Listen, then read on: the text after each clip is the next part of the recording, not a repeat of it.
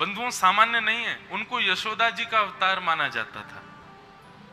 श्री यशोदा मैया ही श्रीमद् वल्लभाचार्य जी के रूप में आई और श्रीमद् वल्लभाचार्य जी ने आकर के इस बात को प्रतिष्ठित कर दिया कि जिसके घर में भी ठाकुर की सेवा हो रही है वो जब तक यशोदा भाव में व्यवस्थित नहीं होगा तब तक ठाकुर जी उसकी सेवा स्वीकार नहीं कर सकते।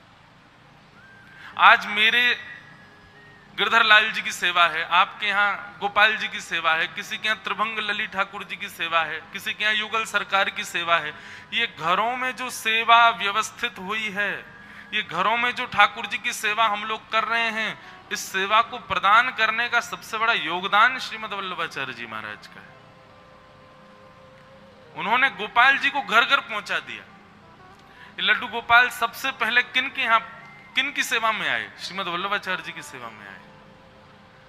आज भी विराजमान है नाथद द्वार में, श्रीनाथ जी के बगल में श्री नवनीत प्रिया जी। इतने बड़े हैं ठाकुर जी, केवल अंगुष्ठ मात्र ऐसे। लड्डू गोपाल का जो स्वरूप है, ये सबसे पहला स्वरूप श्रीमद् वल्लभाचार्य जी के पास ही है। ये उन्हीं के मनस्थ के ठाकुर जी हैं। उन्होंने ही अपने हृदय से श्री लड्डू गोपाल जी को इस प्रकार से सेवा में व्यवस्थित किया। और जो लोग जो वैष्णव नाथ द्वारा जाते हैं और अगर नहीं गए हैं तो फिर महाराज जी, हमारे लाल जी का भी हर वर्ष उत्सव होता है। इस बार द्वारिका में था। अब के वर्ष यानी कि 2025 11 से 17 जनवरी श्री नाथ द्वार में है ठाकुर जी का उत्सव। क्योंकि श्री गिरधर लाल जी भी नाथ द्वार से ही पधारे हैं, तो ऐसा नियम भाव आया था कि 5 वर्ष के बाद एक उत्सव नाथ द्वार में होगा। 5 वर्ष बाहर करेंगे और फिर 5 वर्ष के बाद वाला उत्सव नाथ द्वार में होगा। तो श्रीनाथ जी, वहां नाथ द्वार में आप दर्शन करेंगे। श्रीनाथ जी के मंदिर के परिसर में ही श्री नवनीत प्रिया जी विराजते हैं। इतने बड़े गोपाल जी हैं, छोटे से, लेकिन श्रीनाथ जी से ज्यादा ठाट उनके हैं, श्री नवनीत प्रिया जी के। महाराज जी वहां पर भी बताओ कैसी लीला लाल जी की। श्रीनाथ जी भी वही हैं और नवनीत प्रिया जी भी वही हैं, लेकिन दोनों स्वरूपों में एक ही ठाकुर विद्यमान है, कृष्ण ही हैं। वो गिरधर स्वरूप हैं, ये लड्डू गोपाल स्वरूप हैं। लेकिन वो नवनीत प्रिया जी जो छोटे से है ना, वो रूठे ही रहते हैं, हमेशा रूठे रहते हैं। मतलब उनकी भौं चढ़ी रहती है एक। वो क्यों चढ़ी रहती है? बोले कि वो बड़ो ठाकुर है ना, वो लंबो चौड़ो बड़ो, या हमारे वाक्य ज्यादा ठाटे, मैंने 100 या हमारे मुंह ज्यादा पूछे नहीं, इसलिए वो थोड़े नाराज से ही रहते हैं। वैसे बड़े कृपालु हैं श्री नवनीत प्रिया जी, तो नाराज रहते हैं। ये बात मैं क्यों कह रहा हूं? अगर भोग में 50 रोटियों का भोग यदि मान लें, अनुभव जितना भी जाता हो, अगर श्रीनाथ जी को 50 रोटी आती हैं तो दुगनी जाएंगी, 100 रोटी जाएंगी उनको। अगर 99 भी हो गई तो नाराज हो जाते हैं, वो रूठ जाते हैं, नाक फूल जाती है उनकी। अगर इतनी बड़ी कढ़ाई में श्रीनाथ जी की प्रसादी गई है तो उससे बड़ी कढ़ाई में नवनीत प्रिया जी की जाएगी, नहीं तो वो नाराज। वो यही देखते हैं कि प्रसाद मेरा दुगना आया कि नहीं आया। वो श्रीमद् वल्लभाचार्य जी के निज ठाकुर जी। उन्होंने, अब मैं पुष्टि करके तो नहीं कह सकता, लेकिन हाँ संभवतः 2 बार पूरी पृथ्वी की परिक्रमा श्रीमद् वल्लभाचार्य जी के साथ उन ठाकुर जी ने की है। ऐसे महाप्रभु जी का आज प्रादुर्भाव दिवस है। बंधुओं देखो, संप्रदाय में बंटवारा नहीं होना चाहिए कि हम उस संप्रदाय के हैं, हम उस संप्रदाय के व्यक्ति को क्यों देखें, क्यों पूजें, क्यों भजें। नहीं, सब आचार्य हम पर कृपा करते हैं। सब आचार्यों से कुछ ना कुछ सीखना है। और मैं तो अपनी कथा में कहता हूं, मैं और मेरे लाल जी, हम दोनों तो पंचायती हैं। हमारे यहां सारे संप्रदाय हैं। रामानु संप्रदाय से हमने दीक्षा ले रखी है।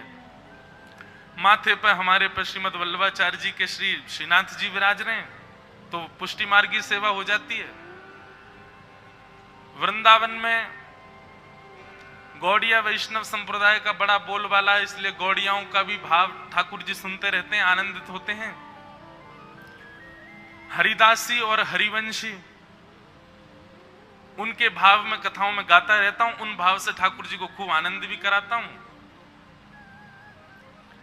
तो कोई ऐसा नहीं है कि एक संप्रदाय में, अभी महाराज जी मेरे को जब से समय नहीं मिल रहा, नहीं तो मेरे बहुत दिन से मन में चल रहा है कि किसी दिन श्री हमारे ठाकुर जी का दत्त भगवान जैसा श्रृंगार करूं मैं, जैसे आप करते हैं बिल्कुल वैसे ही। क्योंकि अगर मुकुट और पाग हटाओ तो वैसी ही जटा है, जटा तो नहीं है, लाल जी की बेनी है, ऐसी ऊपर बांध रखी है। तो जब आप बिना श्रृंगार के ठाकुर जी को देखेंगे तो ऐसे ही लगते हैं दत्त भगवान जैसे।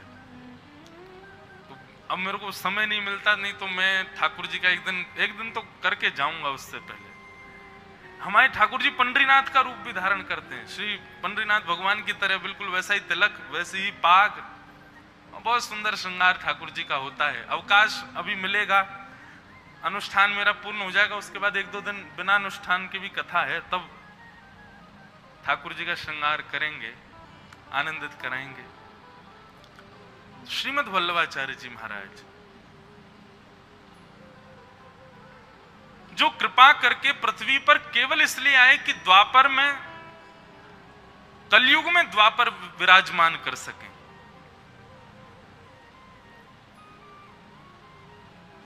ऐसा वर्णन आता है उनके जीवन चरित्र में कि उनके परिवार की 17 पीढ़ी पहले, श्रीमद् वल्लभाचार्य जी से 17 पीढ़ी पहले, परिवार के किसी पूर्वज ने 100 यज्ञ करने का, अश्वमेध थे जाने कौन से कोई यज्ञ थे, 100 यज्ञ करने का संकल्प लिया, परंतु वो 100 यज्ञ पूर्ण नहीं हो पाए। उसके बाद श्रीमद् वल्लभाचार्य जी के पूज्य पिताजी महाराज, उन्होंने उन 100 यज्ञों को पूर्ण किया, अपने पूर्वज की इच्छा को पूर्ण किया। उसके पश्चात घर में प्रकट हुए श्रीमद् वल्लभाचार्य जी महाराज। इतनी सुंदर कथा है महाराज जी। दुनिया व्रत करती है ठाकुर जी को प्राप्त करने के लिए, हमारे श्रीनाथ जी ने व्रत किया श्री वल्लभाचार्य जी की प्राप्ति के लिए। ठाकुर व्रत कर रहे हैं, और आपका मेरा व्रत कैसा है? महीने में 2 एकादशी करते हैं हम लोग, या फिर किसी के अन्य और भी व्रत चलते हों, तो मान लीजिए आप 30 दिन के महीने में 6 दिन या 7 दिन निराहार रहते हो, बिना अन्न के रहते हो।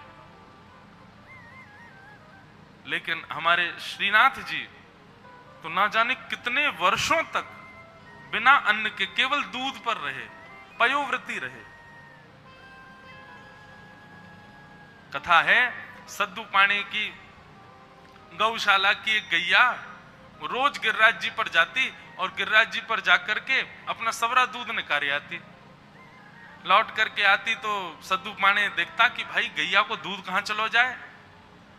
तब उसने पीछा किया, एक दिन तो जाकर के देखा कि वह गिरिराज जी के एक खंड में जाकर के अपना सारे चारों थनों से दूध पय प्रस्थान कर देती है।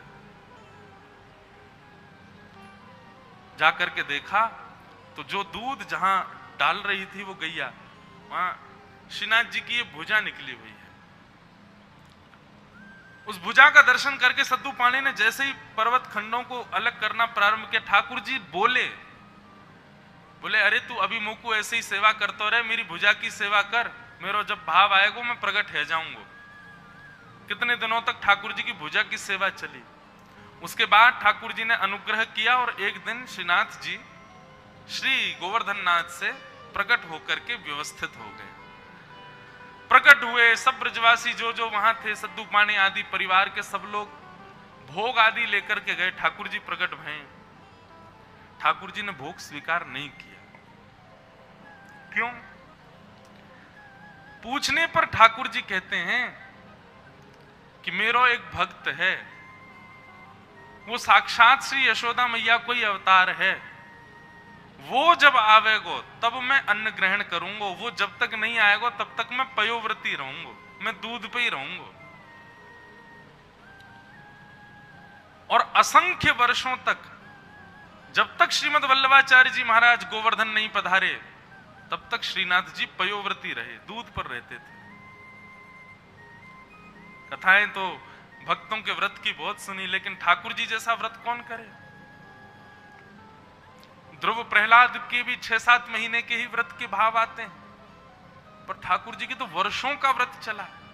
श्रीमद् वल्लभाचार्य जी पधारे। श्रीमद वल्लभाचार्य जी महाराज भ्रमण करते हुए जैसे ही ब्रजमंडल में आए और गोवर्धन में प्रवेश किया तो सद्दू पाणे तो प्रतीक्षा कर रहे थे, बोले हमारो ठाकुर भूखो बैठो भैया, कब आवे को वल्लभाचार्य जी। आज जब उन्होंने खबर सुनी कि कोई आचार्य प्रवर पधारे हैं, दौड़ करके गए, चरणों में प्रणाम करते हुए निवेदन करते हुए कहा, हे गुरुवर, हमारे ब्रजमंडल को एक ठाकुर प्रकट भयो है, वो वर्षंते केवल दूध पी के रह रो, पयोवृत्ति है, आपके दर्शन के काजे इच्छुक है, आप कृपा करके पधारो, उनको अन्न पवाओ।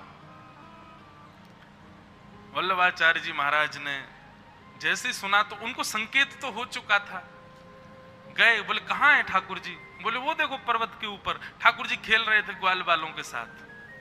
कलयुग की लीला है इस कलिकाल में। और जैसे ही श्रीमद वल्लभाचार्य जी नीचे पहुंचे, ऊपर दृष्टिपात किया, ऊपर से ठाकुर जी ने वल्लभाचार्य जी को देखा, नेत्र सजल हो गए ठाकुर जी के। एक चित्र आपने देखा होगा, बहुत जगह प्रसिद्धि होती है कि ठाकुर जी श्रीमद वल्लभाचार्य जी से ऐसे गले लग रहे हैं। ठाकुर जी दौड़े गिरिराज जी से और नीचे दौड़ करके आए और आकर के श्रीमद वल्लभाचार्य जी को हृदय से लगा लिया। ये हैं श्रीमद वल्लभाचार्य जी महाराज, जिनके लिए ठाकुर जी ने व्रत किया।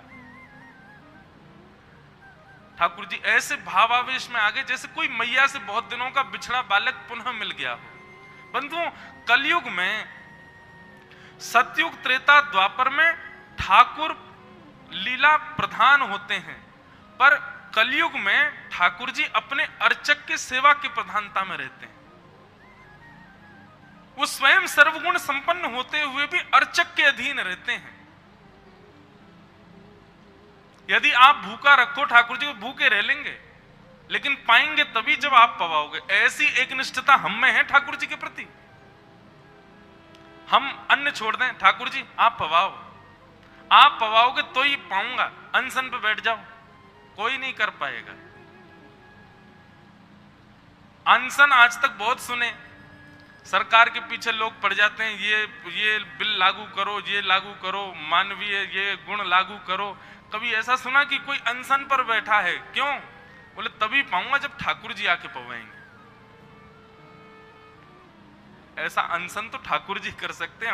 हम जीवात्मा तो महान नाटकबाज हैं, बस नाटक करना जानते हैं हम लोग, और कुछ नहीं आता हम लोगों से। ठाकुर जी अनशन पर बैठे रहे, बोले जब वल्लभाचार्य जी आएंगे तभी पाऊंगा। वल्लभाचार्य जी के नेत्र सजल हो गए। ठाकुर जी की बात सुनकर के, इतने वर्षों से आप केवल पयोव्रती हैं, 56 भोग सामग्री सिद्ध करवाई, और तब से आज तक श्री गोवर्धन में 56 भोग लगाते हैं ठाकुर जी को।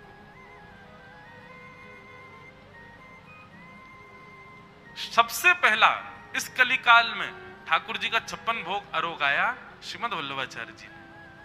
एक प्रकार से ये कहते हैं भगवान का अनशन तोड़ा, उनका पयोव्रत से उनको सामग्री पधरानी प्रारंभ की। ऐसे श्रीमद वल्लभाचार्य जी महाराज, उनको भैया नित्य प्रणाम किया कर, उन्हीं की कृपा से ही हमारे घर में ठाकुर जी की सेवा चल रही है। सेवा के भावों को पुष्ट, इसीलिए उनके मार्ग का नाम ही है पुष्टि मार्ग।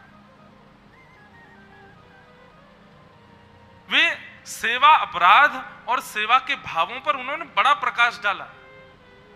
श्रीमद वल्लभाचार्य जी कहते हैं कभी भी किसी भक्त को स्वच्छंद सेवा नहीं करनी चाहिए, मतलब सदैव किसी गुरु के पराधीन होकर के सेवा करो, अपनी मनमानी सेवा नहीं होनी चाहिए ठाकुर जी की। श्रीमद वल्लभाचार्य जी कहते हैं बहुत सूक्ष्म अपराध लगता है, पर लगता जरूर है। इसलिए किसी आचार्य की सन्निधि में, किसी हमारे ठाकुर जी, हमारे गिरधर लाल जी रोज ऐसे ही नहीं पहन लेते कुछ भी, कोई भी माला, कोई भी पाग, कोई, वो सारी प्रणाली है नाथ द्वार की। आज प्रणाली के अनुसार महाप्रभु जी का उत्सव है, तो उत्सव के अनुसार जैसा पोशाक भाव होगा वैसी ही पोशाक ठाकुर जी धारण करेंगे। जिस दिन मुकुट है उसी दिन मुकुट पहनेंगे, जिस दिन पाग है उसी दिन पगड़ी पहनेंगे। क्यों? क्योंकि ठाकुर जी श्रृंगार नहीं करते हैं, ठाकुर जी उस समय किसी लीला में होते हैं, उस लीला के अनुसार उनका श्रृंगार किया जाता है। इसलिए श्रीमद् वल्लभाचार्य जी कहते हैं कभी भी स्वच्छंद अपनी इच्छा से, ठीक है, आपका भाव या तो उस स्थिति का होना चाहिए, नहीं तो एक गुरु अधीन होकर के सेवा प्रणाली अपना स्वीकार करो। अब हम कभी ठाकुर जी को, अभी मेरा मन में भाव आया कि मैं श्री दत्त भगवान के रूप में व्यवस्थित करूं, तो ये एक प्रकार से महीना 2 महीना में एक दिन ठाकुर जी उत्सवात्मक वेश धारण करते हैं। अब मास पर्यंत दत्त भगवान के साथ रहे हैं, तो जाते जाते उनको भेंट स्वरूप अपना रूप वैसा बना करके भेंट दे करके जाएंगे, देखो मैं आपके जैसा बन गो। तो ऐसे महीना 2 महीना में कभी स्वच्छंद और कह दें स्वतंत्र श्रृंगार सेवा की अनुमति है, पर नित्य नहीं। नित्य तो किसी प्रणाली से प्रणालित होकर के, हमारे वृंदावन में एक भी ठाकुर जी ऐसे नहीं है, श्री राधा रमन, श्री राधा वल्लभ, श्री बांके बिहारी, अपनी मनमानी सेवा कोई नहीं कर सकता। वो सब प्रणाली है, सब सेवा के भाव पूर्व निश्चित हैं, वैसे ही होगी, क्योंकि ठाकुर जी का निश्चित है, इस दिन ठाकुर जी इस लीला में हैं, इस दिन ठाकुर जी इस भाव में हैं। उस अनुसार ठाकुर जी की सेवा भाव होते हैं। और देखो वैशाख का महीना है, हमारे आदि गुरु रामानुजाचार्य जी की भी जन्म जयंती उत्सव होगा। हमारे ठाकुर जी को जिन्होंने प्रकट किया, श्रीनाथ जी को, उनका आज उत्सव है। और यह उत्सव भी कहां मनाया जा रहा है? महाराष्ट्र की भूमि पर। श्रीमद् वल्लभाचार्य जी महाराज का सेवा भाव बढ़ा ही इसी भूमि से आगे, और इस भूमि में भी वहां से जिनका नाम वो रोज गाते हैं, श्री पंडरीनाथ भगवान, श्री विठल भगवान। वल्लभाचार्य जी महाराज भ्रमण करते करते जब पंढरपुर आए, और पंढरपुर में अपने दोनों कमर पर हाथ रख के खड़े भये श्री पंडरीनाथ जी का जब दर्शन किया, दंडवत प्रणाम किया, साष्टांग निवेदन किया, दंडवत प्रणाम करके उनके रूप को निहारने लगे। कुछ दिन निवास करने के पश्चात एक दिन श्री ठाकुर जी के चित्त में भाव आया, और उन्होंने महाप्रभु जी को आज्ञा की। बोले, हे महाप्रभु जी, हम जानते हैं कि आप पूर्ण रूपेण विरक्त हो चुके हो, संसार में आप नहीं रहना चाहते हो, पर मेरी इच्छा है कि आप विवाह कीजिए, और विवाह करके ये जो सेवा का भाव, ये जो आपके प्रणालिकाएं हैं, इन सबको आगे बढ़ाने का एक उत्तरदायित्व किसी को प्रदान करने के लिए आप विवाह करो। वल्लभाचार्य जी महाराज बोले, नाथ, कहां तो आप निवृत्त होना सिखाते हो, कहां तो आप संसार से विमुख होना सिखाते हो, कहां तो इस संसार में आकर के संसार से निवृत्त होने को ही भक्ति धर्म बताते हो, और कहां जो निवृत्त हो गया है उसी को ही इस संसार में पढ़ने की आज्ञा दे रहे हो। पंडरीनाथ भगवान बहुत अच्छी बात कहते हैं, वो कहते हैं, वल्लभाचार्य जी, जो निवृत्ति का मार्ग स्वीकार कर चुका है, जो निवृत्ति पथ पर आगे बढ़ चुका है, मुझे विश्वास है कि अब वो संसार में नहीं पड़ेगा, तब मैं उसको संसार के भोगों के लिए आज्ञा करता हूं। क्यों? क्योंकि यह भोग सदैव पाप नहीं, कभी कभी इन्हीं भोगों से, इन्हीं संसार की प्रवृत्तियों से भक्ति भी पुष्ट होती है, सेवा भी पुष्ट होती है, गुरु परंपरा भी आगे बढ़ती है। आप निवृत्त हो, आप चित्तवृत्ति से, संसार से बिल्कुल निवृत्त हो, आप संसार में यदि पड़ोगे तो मुझे विश्वास है कि संसार आप पर असर नहीं कर पाएगा। हर चीज से मिलने वाले लाभ और दोष दोनों होते हैं, आप संसार में जाकर के भी वहां से लाभ ही लेंगे। इसलिए मेरी आज्ञा आप स्वीकार करो और आप विवाह कर लो, अपने वंश को आगे बढ़ाओ। देखो कितना अच्छा भाव आ रहा है मन में कि श्रीनाथ जी की सेवा के लिए भी ठाकुर जी ही चिंतित हो रहे हैं, और श्रीनाथ जी प्रकट तो हो गए, अब श्रीनाथ जी की सेवा आगे कैसे बढ़ेगी, उसकी चिंता भी स्वयं विठल भगवान को, अब ठाकुर जी को ही चिंता है कि मेरी सेवा आगे कैसे बढ़े। वल्लभाचार्य जी महाराज बोले मैं थोड़ा विचार कर लूं। बोले कि भैया भगवान की बात पे भी कोई विचार करता है?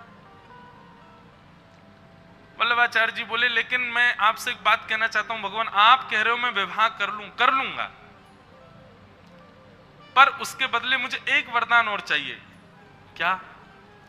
कि मैं विवाह तो कर लूंगा आपकी आज्ञा से, पर मुझे पुत्र रत्न के रूप में आप ही चाहिए, आप ही मेरे पुत्र के रूप में पधारो। वाह!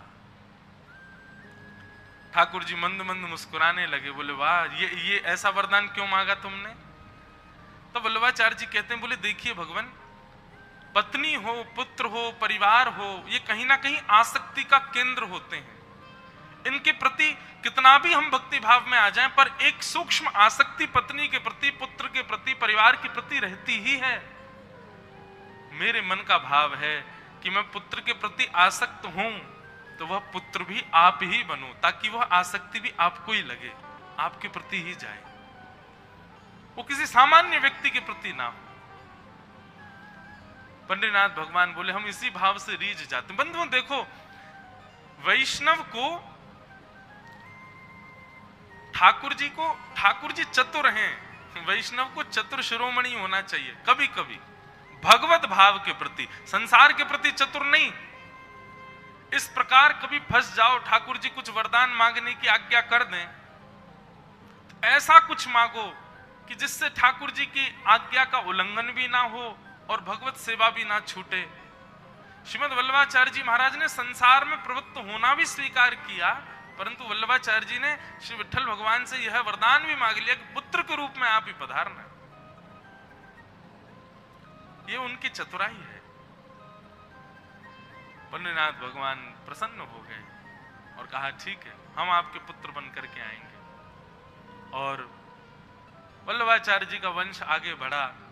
उनके दो पुत्र हुए, श्री गोपीनाथ जी और दूसरे पुत्र जो साक्षात पंडितनाथ भगवान का ही रूप हैं, वे प्रकट हुए, जिनको बड़े प्रेम और भाव से सब लोग गोसाई श्री विठ्ठलनाथ जी के रूप में कहते हैं। बोलो गोसाई जी परम दयाल की। तो महाप्रभु श्रीमद वल्लभाचार्य जी महाराज ने तो श्रीनाथ जी को प्रकट किया, और प्रकट करने के बाद उनका दूध भोग लगाते थे, मिश्री भोग लगाते थे, केवल ग्रंथ रचना करते थे। ज्यादा श्रृंगार आदि की विस्तार वल्लभाचार्य जी ने नहीं किया। इस श्रृंगार का विस्तार तो गोसाई श्री विठ्ठलनाथ जी ने किया। वल्लभाचार्य जी के पुत्र गोसाई श्री विठ्ठलनाथ जी महाराज, कैसी पोशाक होगी, कैसा भोग आएगा, कैसा थाड़ा वस्त्र होगा, किस प्रकार की पाग होगी, कैसे कानों। अरे हमारे वृंदावन के कई आचार्य वे भी विठ्ठलनाथ जी के पास जाकर के सीख करके आते थे कि अपने अपने ठाकुरों की सेवा हम कैसे कैसे करें। इसलिए कहीं ना कहीं उसी परंपरा से, श्री विठ्ठलनाथ जी की ही परंपरा से सारे मंदिरों में यह नियम हो गया कि नियमानुसार ठाकुर जी की सेवा होगी। ऐसी पोशाक, ऐसे वस्त्र, ऐसे भाव, इस प्रकार सब चीज वैसे चलेगी। उन्हीं श्री विठ्ठलनाथ जी ने ठाकुर जी के खूब श्रृंगार का वर्धन किया। तीन भाव व्यवस्थित किए ठाकुर जी की सेवा में, राग, भोग और श्रृंगार। ठाकुर जी की सेवा में तीन प्रधानता होती हैं। सबसे पहला राग। ठाकुर जी को कुछ ना कुछ श्रवण कराना अति आवश्यक है। हमारे ब्रज में ऐसा भाव है कि ठाकुर जी को जब तक पद नहीं सुनाओ तब तक तो आंख नहीं खोलते। सुबह सुबह का नियम है, या तो भैरव गाओ या भैरवी गाओ, तभी ठाकुर जी के नेत्र खुलेंगे। हमारे श्री विठ्ठलनाथ जी का भाव है, ठाकुर जी के सुबह जाते ही सीधे उठा मत दो ठाकुर जी को। तो क्या करो? बोले सबसे पहले तो हाथन में नेक इत्र लो, और इत्र लेकर के धीमे धीमे ठाकुर जी के समीप जाओ, और जो चद्दर ओढ़ के ठाकुर जी सोए ना, वही चद्दर के ऊपर से हल्के हाथन से ठाकुर जी के पहले चरण दबाओ। अचानक ठाकुर जी उठ नहीं जाए, नन्हे बालक हैं, कहीं घबरा नहीं जाए। अच्छा एक बात और, ठाकुर जी की सेवा के प्रति ये भाव मत रखो कि भाई ये तो परब्रह्म परमात्मा है, इनके प्रति बाल भाव क्यों रखें।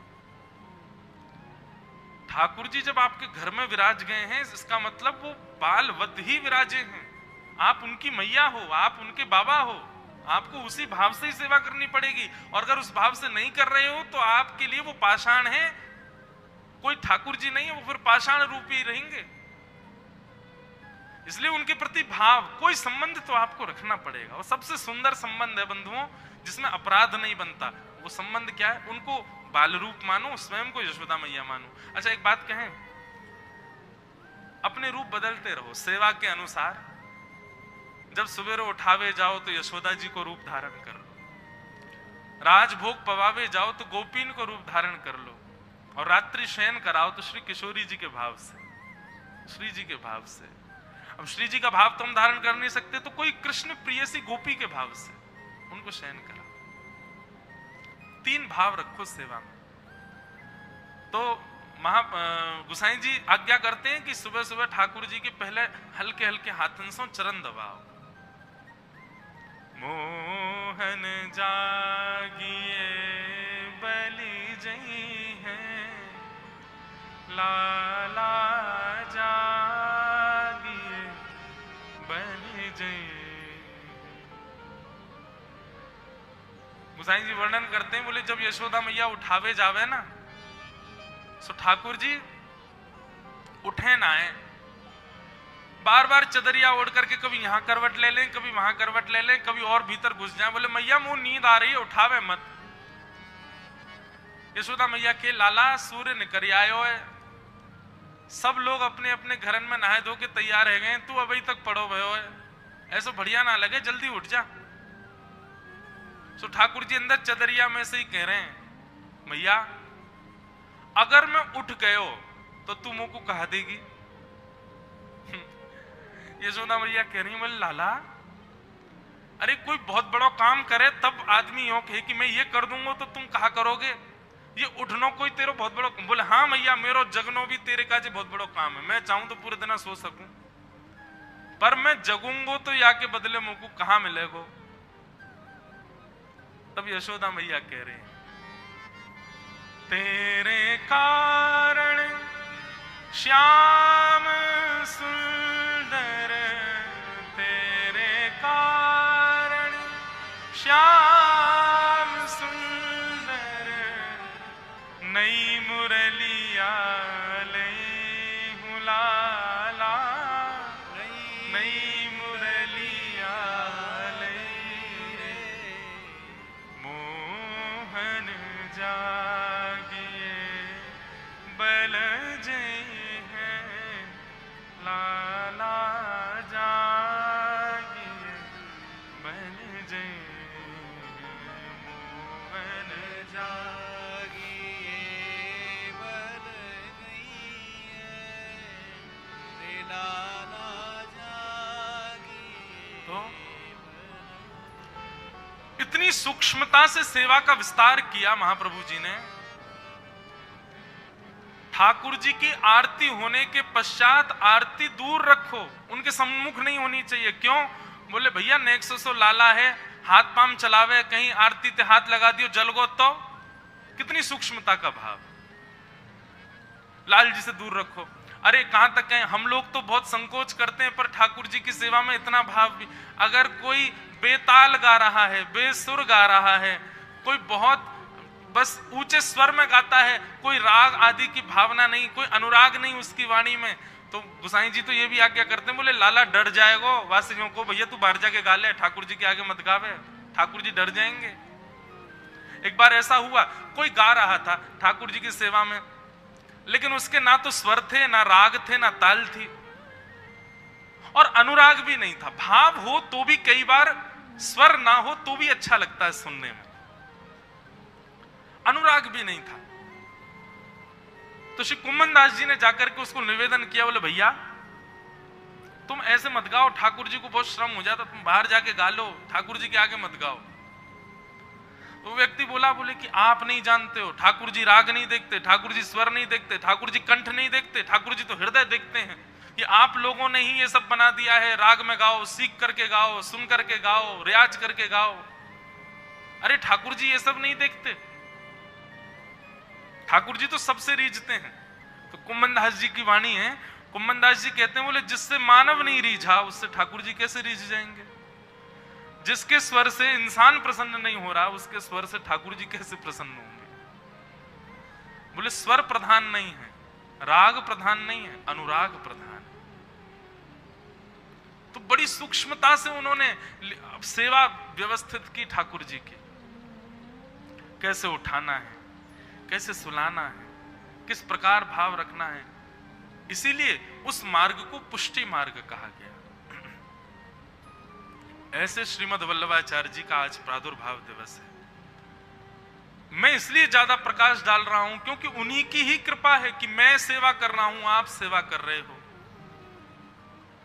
हम आप अपने घरों में ठाकुर जी की सेवा कर रहे हैं। ये सब उन्हीं का ही अनुग्रह है। घर घर गोपाल जी बैठे हैं, आज घर घर में ठाकुर की सेवा हो रही है। तो सबसे पहला राग, उसके बाद भोग। ठाकुर जी को कोई भोग भी लगावे तो भी कुछ ना कुछ सुना करके लगावे। और तीसरा कहा श्रृंगार। श्रृंगार, श्रृंगार में तो इतनी सूक्ष्मता बताते हैं श्री गोसाई जी महाराज कि अपने अनुसार नहीं, ठाकुर जी का चिंतन करो भाव का, और उस भाव में ठाकुर जी जिस लीला में दिख रहे हो, या फिर किसी गुरु आश्रय में रह करके, किसी परंपरा के आश्रय में आकर के ठाकुर जी का वैसा भाव रखो। लेकिन हम एक बात कहते हैं कि भाई कलिकाल है, इतना ज्यादा व्यवस्थित होना बहुत असंभव है, लेकिन फिर भी भगवत सुख का भाव रखना चाहिए। श्रृंगार में भी, राग में भी और भोग में भी उनको सुख मिले। हमारे वृंदावन में कई मंदिरों में छोटी छोटी पूड़ियां बनती हैं, बहुत छोटी। क्यों वो इतनी छोटी बनाते हैं? क्यों? ठाकुर जी को कहीं पूड़ी तोड़वे में श्रम नहीं है। जहाँ सीधी पूड़ी उठाई, सब्जी से लगाए, खा गए। जितना बड़ा मुंह उतनी बड़ी पूड़ी, छोटी छोटी। उनके सुख का विचार करके सेवा का भाव रखा जाए। हम लोग गृहस्थाश्रमी हैं, कलयुग में रह रहे हैं, इतनी ज्यादा व्यवस्थित तो नहीं कर सकते, पर फिर भी कुछ प्रयास करना चाहिए कि जिस प्रकार गुरु आज्ञा है उस आज्ञा में रह करके ठाकुर जी की सेवा की जाए, उस आज्ञा में व्यवस्थित होकर भगवत सेवा का भाव रखा जाए। एक बार कोई व्यक्ति श्रीनाथ जी के दर्शन करने आया, शालिग्राम जी की सेवा करता था। वो शालिग्राम जी एक बटुआ में धर के लाया, वो बटुआ किसी पेड़ पर टांग करके श्रीनाथ जी के दर्शन करने चला गया। कहीं ऐसे टांग दिए ठाकुर जी, दर्शन करने के लिए गया, दर्शन करके आने लगा तो महाप्रभु जी को प्रणाम किया। महाप्रभु वल्लभाचार्य जी महाराज ने देखा उसको, अपने आप ही बताने लगा, मैं भी ठाकुर जी की सेवा करता हूं, मैं भी शालिग्राम भगवान की सेवा करता हूं। महाप्रभु जी बोले, अच्छा कहाँ है तुम्हारे ठाकुर जी? बोले, अभी यहाँ मंदिर में भीड़ बहुत थी, मैं वो पेड़ पे टांगे आया हूं बटुआ, अभी जाके ले लूंगा। महाप्रभु जी को इतना गुस्सा आया, बोले ठाकुर जी को टांगवे की चीज है, तुमने कहीं टांग दिए ठाकुर जी? महाप्रभु जी को क्रोध आ गया। अब वो व्यक्ति तो वहां से चला गया, लेकिन जैसे ही वो वृक्ष के पास पहुंचा तो जैसा उसका बटुआ था ऐसे हजारों बटुआ टंग रहे थे वहां पर। अब तो वो विचलित हो गया, सारे बटुओं को खोले, सब में शालिग्राम जी और एक जैसे सारे। अब वो विचार करे, ये क्या हुआ? व्याकुल हो गया, दौड़ करके महाप्रभु जी के पास आया। बोले, मैंने आपको बताया था ना मैं भी सेवा करता हूं। बोले, हाँ। बोले, बहुत बड़ा अपराध हो गया, पता नहीं क्या हुआ, मैं ठाकुर जी को टांग के आया, मां तो बहुत सारे ठाकुर जी आ गए हैं, अब क्या करूं महाप्रभु जी, कोई उपाय बताओ। तो बोले, कितने साल से सेवा कर रहे हो? बोले कि 20 वर्ष हो गए सेवा करते हुए। बोले, अच्छा तो ठाकुर जी को पहचानते होंगे अपने को, जाओ उन हजारों में से अपने ठाकुर जी पहचान लो, कौन से हैं तुम्हारे। बोले, मैंने देख लिए, सब एक जैसे लग रहे हैं। महाप्रभु जी बोले, 20 वर्षों की सेवा में तुम इतना नहीं पहचान पाए तुम्हारे ठाकुर जी कौन से हैं, और तुम सेवा करते हो? इससे अच्छा तो सेवा मत करो, ये अपराध है। धन से भरा बटुआ होता, पहचान जाते कि ये मेरा है। और सबसे पहली बात, धन से भरा बटुआ होता तो तुम टांगते ही नहीं, अपने संग लेकर के चल रहे होते, क्योंकि धन का मूल्य जानते हो, ठाकुर जी का मूल्य नहीं समझते हो, इसलिए कहीं भी उनको रख आते हो। गलत बात। उसी दिन चरणाश्रित हो गया। सेवा की इतनी गंभीर और इतनी व्यवस्थित व्याख्या श्रीमद् वल्लभाचार्य जी महाराज ने की। वे स्पष्ट कहते हैं कि भाई यहां जप तप नियम पुण्य किसके लिए? भगवत दर्शन। अरे तो ठाकुर जी तुम्हारे नहीं है क्या? ये साक्षात ठाकुर जी हैं। इन्हीं की ही इतनी सेवा कर दो, इनको ही इतना प्रसन्न कर दो कि अपनी जड़वत्ता का त्याग करके यही चैतन्य हो जाएं। कहीं और ठाकुर जी नहीं मिलेंगे, यही तुम्हारे जड़ ठाकुर जी ही चैतन्य हो जाएंगे। अपनी सेवा को व्यवस्थित करो। ऐसे श्रीमद् वल्लभाचार्य जी महाराज, जिन्होंने ठाकुर जी के मधुर स्वरूप श्रीनाथ जी को प्रकट करके हम आप सबको आनंदित किया। आज उनका उत्सव है, श्री वल्लभाचार्य जी की जयंती है। उनको हम बारंबार प्रणाम करते हैं, बारंबार वंदन करते हैं और प्रयास किया कीजिए बंधुओं, श्री गुसाई जी के भाव, गुसाई जी यानी श्री विठलनाथ जी और महाप्रभु जी यानी श्री मद वल्लभाचार्य जी महाराज, उनकी प्रणाली का कभी नाथद्वार जाओ, वहां से सीखो, या किसी आचार्य के अधीन होकर के कुछ कुछ सेवा के भाव हैं वो जो आसानी से सब कर सकते हैं, उनका प्रयास करो। महाराज जी, एक बार मेरी महाराष्ट्र में खाम गांव में कथा हुई, शेगांव के पास। तो वहां जिनके घर में मेरी कथा थी, पुष्टि मार्गीय वैष्णव, ऐसी सेवा मैंने कहीं नहीं देखी आज तक। व्यापारी थे, वैश्य परिवार था। अब पूरा परिवार सुबह 8-9 बजे अपने अपने ऑफिस दफ्तर सब जगह चला जाता है। सेवा कैसे करूं? अपरस के ठाकुर जी श्री गिरधरनाथ जी थे, स्वर्ण के, बड़े सुंदर। अपरस की सेवा बड़ा, उसमें इससे आगे कोई नहीं जाएगा। वहां पर जो भी रहेंगे वो अपरस में रहेंगे, गीले वस्त्र धारण करके रहते हैं, आदि आदि। पूरा परिवार अपरस में रहता था।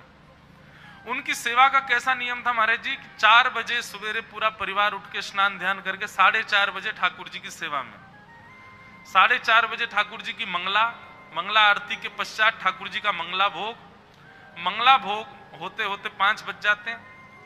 5 बजे ठाकुर जी का श्रृंगार, 5:30 बजे ठाकुर जी की श्रृंगार आरती और श्रृंगार भोग।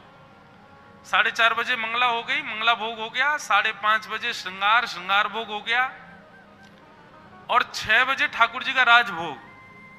दोपहर का 12 बजे का जो भोग होता है, ठाकुर जी को 6 बजे राजभोग, और राजभोग करके राजभोग की आरती, और 6:30 बजे ठाकुर जी का उत्थापन भोग, मतलब शाम का भोग।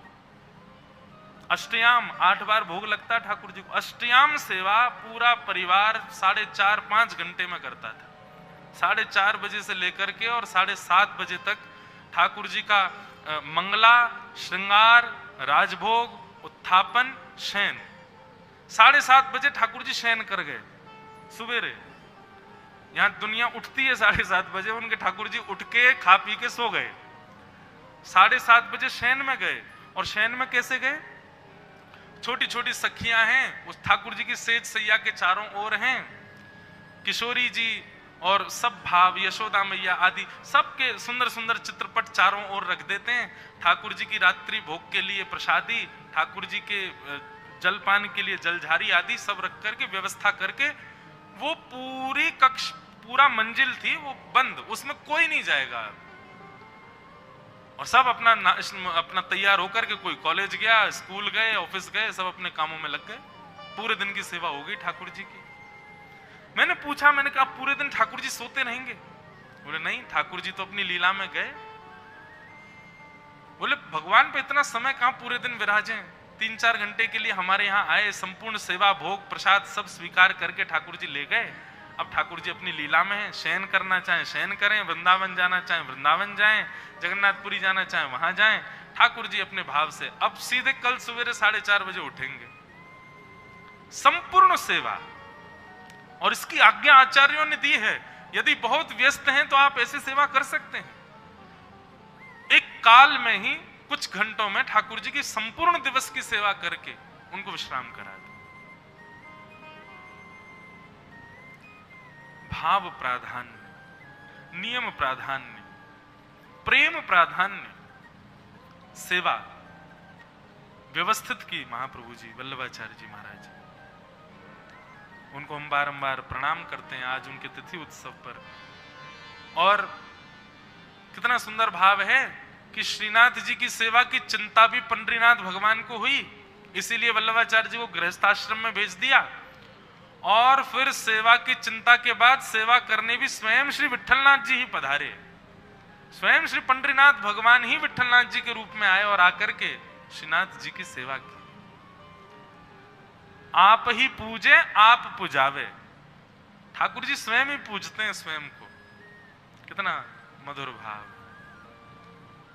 श्री वल्लभ विट्ठल गिरधारी यमुना जी की बलिहारी। वल्लभ सब लोग गाओ। गिरधारी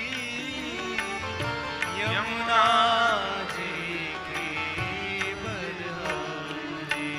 श्री वल्लभ विट्ठल गिरधारी यमुना जी की बलिहारी। वल्लभ विट्ठल गिरधारी यमुना जी की बलिहारी। श्री वल्लभ विट्ठल गिरधारी। श्री वल्लभ विट्ठल गिरधारी। श्री वल्लभ विट्ठल गिरधारी। श्री वल्लभ विट्ठल गिरधारी। श्री यमुना जी की बलिहारी। यमुना जी की बलिहारी। श्री वल्लभ विट्ठल गिरधारी यमुना जी की बलिहारी। श्री वल्लभ विट्ठल गिरधारी यमुना जी की बलिहारी। श्री वल्लभ विट्ठल गिरधारी यमुना जी की बलिहारी। वल्लभ विट्ठल गिरधारी यमुना जी की बलिहारी। एक प्रसंग याद आया। श्रीमद् वल्लभाचार्य जी महाराज एक बार काशी से वृंदावन जा रहे थे और यात्रा में कई शिष्य उनके साथ थे। अष्ट सखाओं में से एक सखा हुए श्री परमानंद दास जी, जिनके बड़े प्रसिद्ध भाव हैं परमानंद स्वामी। तो परमानंद दास जी का जो जन्म स्थान है वो कन्नौज, जहां के इत्र बड़े प्रसिद्ध हैं। तो कन्नौज मार्ग में पड़ना था, तो महाप्रभु जी से उन्होंने प्रार्थना की, हे महाप्रभु जी, आप अगर कृपा करें तो कन्नौज मार्ग में पड़ेगा, मेरा जन्म स्थान है, आप यदि एक रात्रि मेरे घर निवास करें, आपकी भोजन प्रसादी की सब मैं उत्तम व्यवस्था वहां रखूं। तो बड़े प्रेमी थे परमानंद दास जी, बड़े प्रिय थे महाप्रभु जी को। आज्ञा कर दी, ठीक है हम तुम्हारे घर रुकेंगे। तो महाप्रभु जी उनके घर गए और प्रसाद आदि से निवृत्त होने के बाद में उन्होंने श्री परमानंद दास जी को आज्ञा की कि कुछ सुनाओ। ये सब पद जो हम लोग गाते हैं, ये लोग ये सब अष्ट सखाओं को चिंतन आता था, उनको लीला दिखाई देती थी और उसी लीला को वो गाते थे। ये महाप्रभु जी की कृपा थी उन पर कि उनको लीला का दर्शन हो जाता था। अष्ट सखाओं की वार्ता में आता है, वे नेत्रबंद करते और नेत्रबंद करके लीला का दर्शन करके फिर गाते, बताते कि लीला कैसी चल रही है।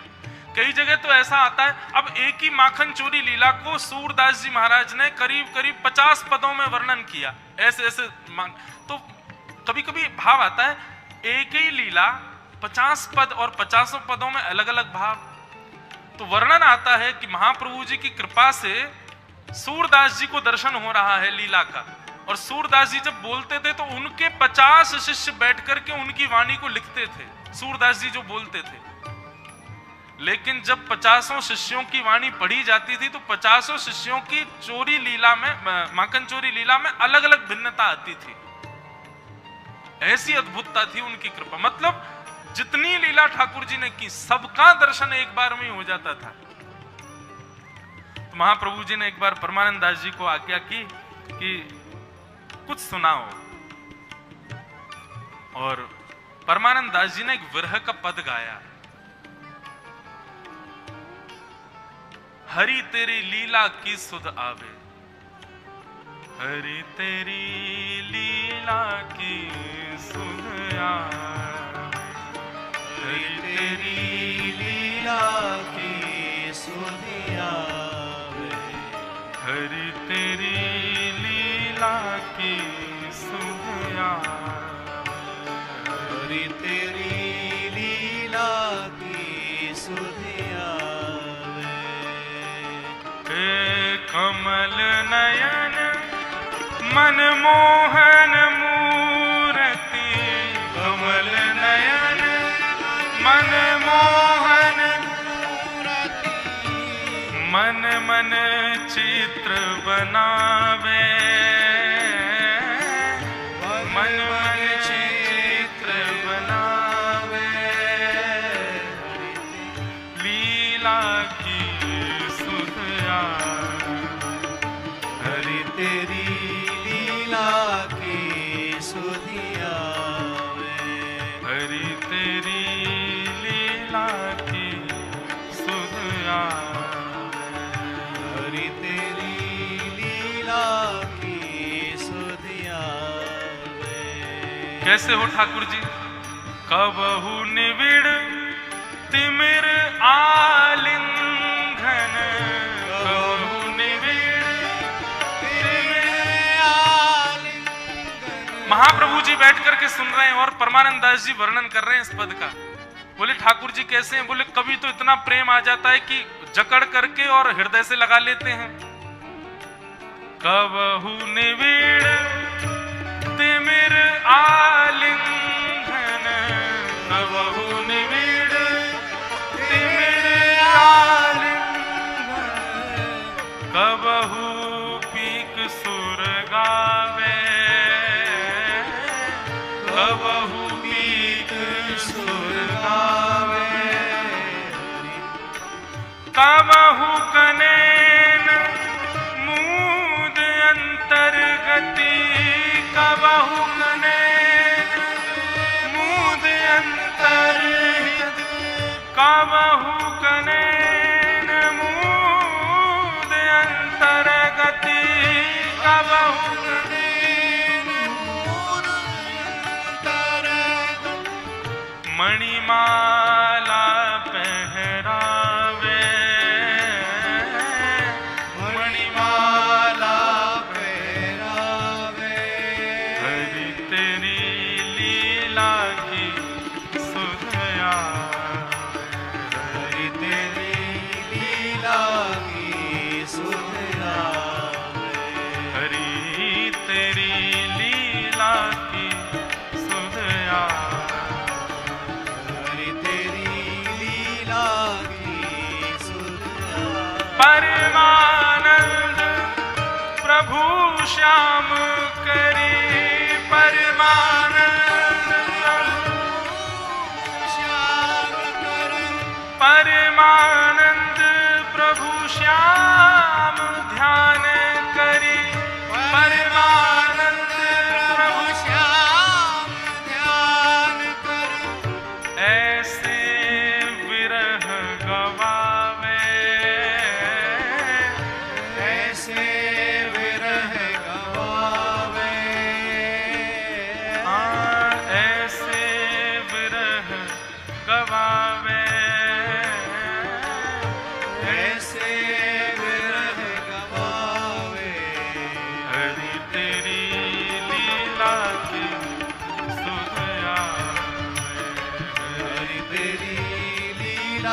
की सुध आवे। तेरी लीला की सुध आवे। हरि तेरी लीला की सुध आवे।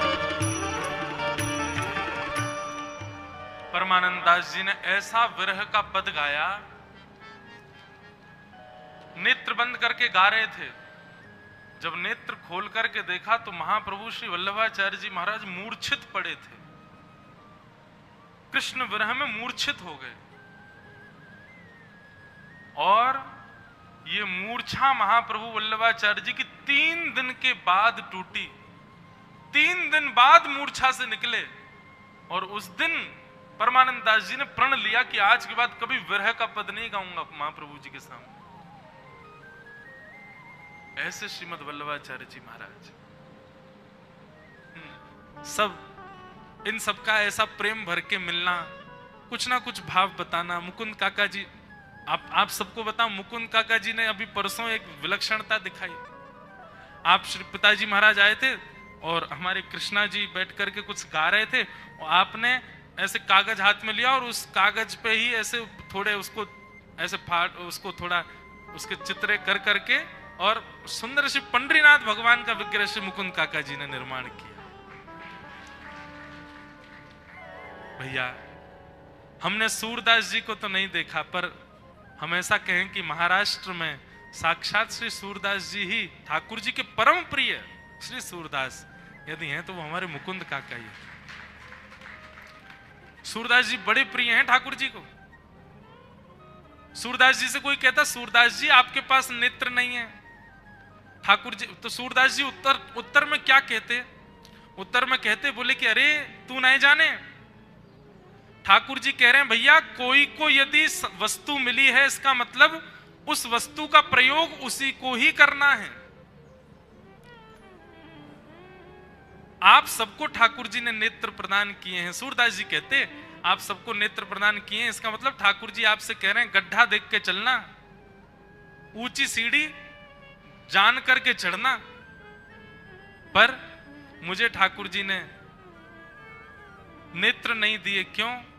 बोले मेरो हाथ पकड़ के तो गोपाल जी चलें और मुझसे यूं कहें, बोले तू चिंता मत कर, गड्ढो आवेगा मैं संभालूंगा, ऊंचाई आवेगी मैं उठा दूंगा, तो करवे की जरूरत ही नहीं है, इतना परिश्रम भी मत करे। या हमारे ठाकुर, एक सुंदर पद है, मुझे स्मृति में नहीं, ढूंढूंगा तो समय निकले। सूरदास जी कहते हैं बोले मेरे नेत्र तो श्याम सुंदर ही हैं, वो जहां ले जाते मैं चल देता हूं। एक प्रसंग आता है कि सूरदास जी के सेवक का नाम गोपाल था। वही उनको कहीं भी लेके जाते लेके आते, उसी का हाथ पकड़ करके चलते थे। प्रसाद पाने बैठते तब गोपाल छोटा बालक था, वो प्रसादी पवाता था सूरदास जी को। एक बार गोपाल से कहा कि जाओ जल ले आओ, प्रसाद पाने बैठ गए सूरदास जी। सूरदास जी प्रसाद पाने लगे। अब गोपाल जल लेने गया, वहां कोई क्रीड़ा, कोई बच्चे खेल रहे थे, खेलते खेलते उन्हीं के संग गोपाल भी खेलने लगा। यहां सूरदास जी ने जैसे ही कवल मुख में लिया पाया तो वो गले में अटक गया। अब जब श्वास नली में भोजन चला जाता बड़ी पीड़ा होती, उस समय लगता बस कैसे भी ये ठीक हो। सूरदास जी के गले में वो अटक गया। अब सूरदास जी ने जैसे जल का पात्र उठाया, जल उसमें था ही नहीं, आसपास जल भी नहीं। सूरदास जी व्याकुल हो गए, व्याकुल हृदय से अवरुद्ध कंठ से गोपाल जल्दी आओ, अरे जल्दी लाओ, अरे जल पिलाओ, गोपाल जल लेकर के आओ, गोपाल जल लेकर के आओ। और गोपाल तो बाहर खेल रहा था। ऊपर गोवर्धन नाथ जी श्री गिरिराज जी पर विराजमान श्रीनाथ जी, उनके कानों में स्वर पहुंच गया श्रीनाथ जी का, श्री सूरदास जी का। जैसे सूरदास जी का स्वर पहुंचा, ठाकुर जी का मंदिर बंद हो चुका था। 12 राजभोग के बाद मंदिर बंद हो जाता है। ठाकुर जी ने तुरंत अपनी सौल ओढ़ी, अपना मुकुट आदि सब छुपा लिया और अपनी सोने की जलझारी लेकर के गए। और जलझारी लेकर के दौड़ करके गए और जाकर के सूरदास जी के जल पात्र में भर दिया और पात्र उठा करके सूरदास जी के हाथों से स्पर्श, लो लो लो बाबा जल्दी पियो। जल पिला दिया। जल पिला करके सूरदास जी थोड़े नाराज, कहां चले गए थे तुम? बोले कहीं ना बाबा, मैं तो आपके आसपास ही रहूं, आपने पुकारो मैं दौड़ के आ गयो। ठाकुर जी चले गए। ठाकुर जी जब चले गए, भोजन प्रसाद पूर्ण हुआ, तब गोपाल आया। और गोपाल आके बोलो, अरे महाराज जी आपने प्रसाद पा लिया, मैं तो जल अभी लेके आया आपके लिए। अरे तू आया तो था, जल पिला के गया मुझको, अब काय को जल लेके आया? बोले मैं तो आया ही नहीं, जब गया उसके बाद अभी आया हूं। हैं तो फिर मुझे जल कौन पिला के गया? अरे सूरदास जी, आपकी भोजन की थाली के पास में तो सोने की झारी रखी है, सोने की जल झारी रखी है। सूरदास जी थोड़े भाव विह्वल हो गए, बोले सोने की जल झारी के ऊपर लाल वस्त्र है क्या? बोले हाँ जी लाल वस्त्र है। अरे मैंने गोपाल आओ, गोपाल जल पिलाओ, गोपाल जल पिलाओ कही, मेरे श्याम सुंदर अपनी जल झारी लेकर के आए, मुंह को जल पिला करके गए। जल झारी को हृदय से लगा के इतना रोए सूरदास जी, इतना रोए। बोले नाथ आप कितने कृपालु, कितने दयालु हैं। लोग कहते हैं कि गोपाल जी ने तुम पर निर्दयता की, नेत्र नहीं दिए, पर आपसे बड़ा दयालु कोई नहीं। मैं नहीं देखता पर आप तो मुझे देखते ही रहते हो, मेरे ऊपर आपकी दृष्टि। अरे सबसे बड़ा सौभाग्यवान व्यक्ति मैं हूं पृथ्वी का। मैं दुनिया गोपाल जी को देखती है, पर गोपाल जी तो मुझे देखते रहते हैं, उनकी दृष्टि तो मुझ पे ही रहती है। शाम को उत्थापन के समय सूरदास जी जल झारी हृदय से लगाते हुए लेकर के गए, और वहां मंदिर में जाकर के जब प्रस्तुत की, गुसाई जी आदि सब मंदिर परिकर के लोगों के नेत्र सजल हो गए। ठाकुर जी का दर्शन किया, श्रीनाथ जी खड़े हैं और नेत्रों में आंसू हैं ठाकुर जी के। इतना प्रेम ठाकुर जी बरसाते हैं सूरदास जी पर।